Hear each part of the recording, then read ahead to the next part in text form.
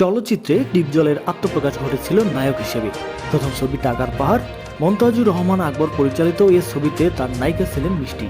এরপর তিনি আবিদ হাসান বাদল পরিচালিত হাবিলদার ছবিতে নায়ক হিসেবে অভিনয় করেন। তারপর দীর্ঘ বিরতি 90 দশকের শেষের দিকে ডিপজল কাজী হায়াত পরিচালিত তেইজি ছবির মাধ্যমে ভিলেন হিসেবে আত্মপ্রকাশ করে রীতিমতো হইচই ফেলে দেন। তখন ডিপজল মানেই ছবি হিট। টানা কয়েক বছর ভিলেন হিসেবে দাপটের সঙ্গে অভিনয় করার পর আবার একটা বিরতি নেন তিনি। 2004 সালে এফআই মানিক পরিচালিত কোটি টাকার কাবিন ছবিতে সম্পূর্ণ নতুন রূপে আত্মপ্রকাশ করেন ডিপজল।